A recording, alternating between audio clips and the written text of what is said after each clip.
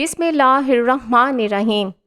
یہ ایک لڑکی کی آبیتی ہے۔ ان کی اجازت سے اس لیے بیان کر رہی ہوں کہ شاید کوئی لڑکی سنبھل جائے۔ والدین کی اکلوتی ذرا نازوں سے پلی۔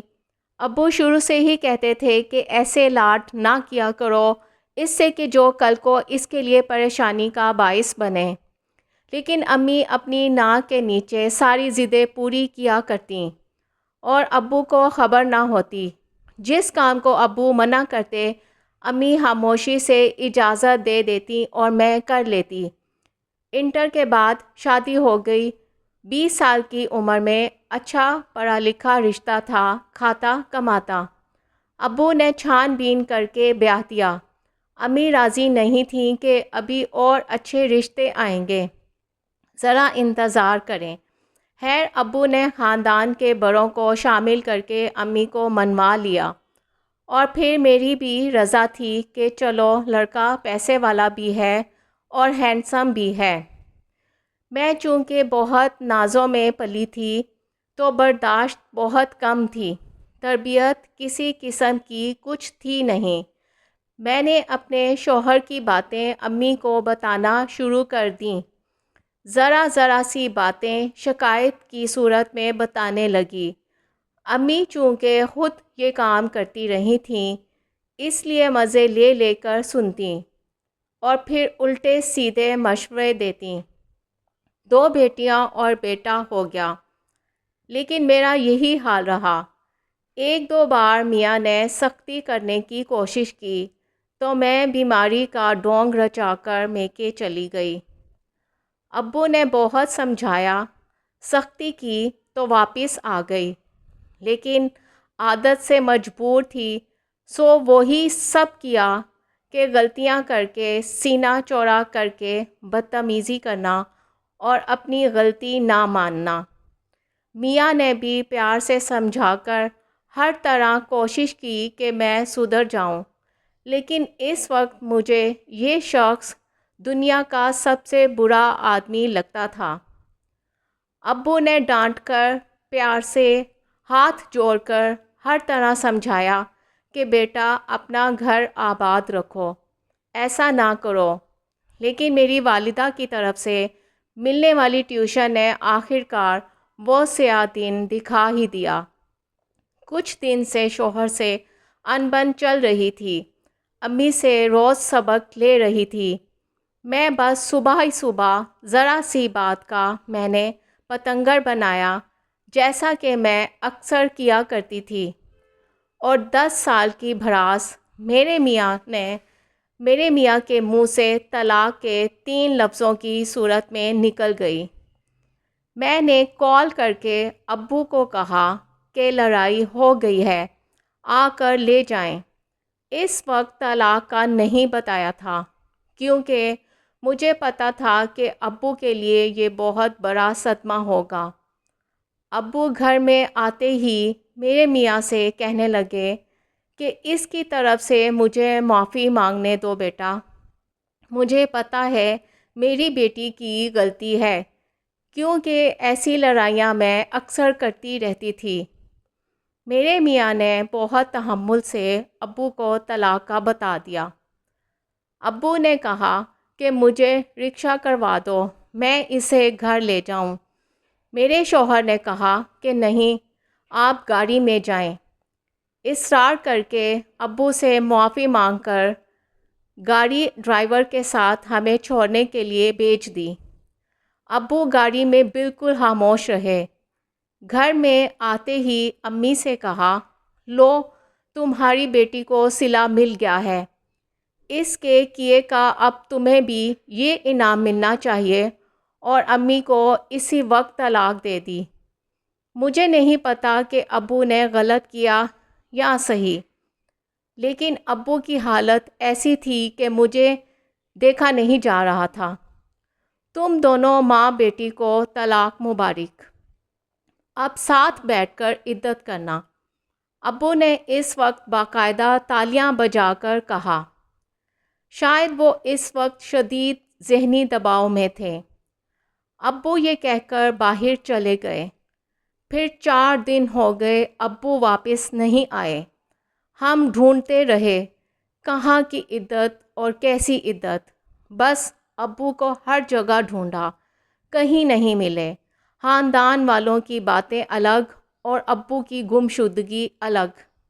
مجھے کچھ سمجھ نہیں آ رہا تھا۔ 5ویں دن جمعے کی نماز کے وقت میرے موبائل پر تایا جان کی کال آئی کہ چچا مل گئے ہیں، میں گھر لا رہا ہوں۔ میری کچھ سانس میں سانس آئی۔ ابو آئے تو مگر عیدی کی ایمبولینس میں، کفن میں لیٹے ہوئے 5 دن ابو کہاں رہے نہیں معلوم۔ بس عیدی والوں کا کہنا تھا کہ یہ صاحب فٹ پاتھ پر پڑے ملے تھے، نہ کوئی زخم نہ چوٹ کا نشان۔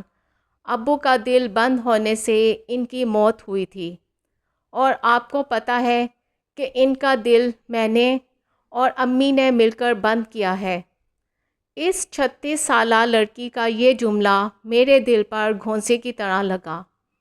پھر کہتی ہے کہ ابو نے ہمارے لیے گھر چھوڑا، جو کہ وہ پہلے ہی امی کے نام کر چکے تھے۔ اوپر والا پورشن ہم نے کرائے پر اٹھا دیا۔ ابو کی پینشن بھی آتی ہے، کسی سے مانگنے کی ضرورت نہیں پڑی۔ سفید پوشی میں اچھے سے گزارا ہو رہا ہے۔ ددیال والے ہم سے ملتے نہیں ہیں، کہتے ہیں کہ تم دونوں ہمارے بھائی کی موت کا سبب ہو۔ میرے 3 میں سے 2 بڑے بچے اپنی مرضی سے اپنے باپ کے پاس جا چکے ہیں، باقاعدہ لڑ کر گئے ہیں، ملنے بھی نہیں آتے۔ چھوٹے والا ابھی 3 سال کا ہے تو وہ میرے پاس ہے، مگر مجھے پتہ ہے کہ وہ بھی چلا جائے گا۔ امی ابھی تک ویسی ہی ہیں، ابو کو بہت کوستی ہیں۔ اب میری اور امی کی گمسان کے مارکے ہوتے ہیں۔ میں کہتی ہوں کہ اگر ابو نے آپ کو پہلے ہی طلاق دے دی ہوتی تو آج مجھے طلاق نہ ہوتی۔ کھانے پینے کو سب ملتا ہے، رہنے کو سر پر چھت ہے، مگر اب سکون نہیں ہے۔ ابو کا چہرہ دماغ میں گھومتا رہتا ہے۔ اپنا شوہر بھی یاد آتا ہے، وہ برا نہیں تھا، میری تربیت بری تھی۔ آپ سمجھ رہے ہوں گے کہ میں ساری غلطی امی کی کیوں بتا رہی ہوں۔ میں تو بالغ تھی، سب دیکھ اور سمجھ رہی تھی، آخر کیوں امی کی باتوں میں آ گئی۔ آپ بتائیں، جس لڑکی کی تربیت ہی ایسی ہوئی ہو۔ میں نے ساری زندگی امی کو نانی سے یہی باتیں کرتے دیکھا تھا۔ بس نانی یہ کہتی تھیں، دیکھو کچھ بھی ہو طلاق مت لینا، تو امی طلاق کی نوبت نہیں آنے دیتی تھیں۔ کچھ ابو بھی چپ ہو جاتے تھے۔ ہر کسی کے صبر کا پیمانہ ایک نہیں ہوتا۔ میرے شوہر نیک فطرت کے تھے، لیکن بس اس دن ان کا پیمانہ چھلک گیا۔ میں نے ان کو اس حد تک پریشان کیا کہ آخر نوبت یہاں تک آ گئی۔ امی یہی کہتی تھیں کہ تمہاری شادی ہی غلط شخص سے ہوئی ہے۔ بس یہ بات میرے ذہن میں بیٹھ گئی تھی۔ ان کی اچھائی بھی برائی ہی لگتی تھی۔ میں آپ کے پاس اس لیے آئی ہوں کہ اب مجھے نیند نہیں آتی ہے۔ 24 میں سے بامشکل 2 گھنٹے سو پاتی ہوں۔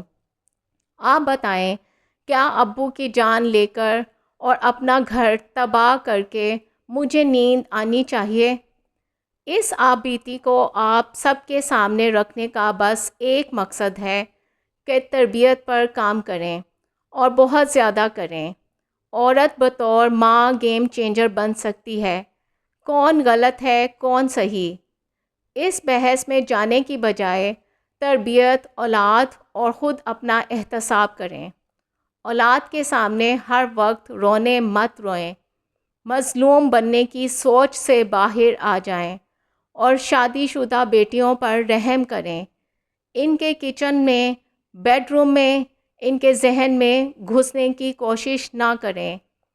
بیٹیوں کو بھڑکانے کی پالیسی ختم کر دیں۔ ماں کی بہت زیادہ مداخلت بیٹیوں کے گھر اجاڑنے کا ایک اہم سبب ہے۔ آپ نہایت سلجھی ہوئی باشعور خواتین ہیں، اس لیے مجھے امید ہے کہ کسی بھی قسم کے فیمنزم کا چشمہ لگائے بغیر اس تحریر کو پڑھ کر سبق حاصل کریں گی۔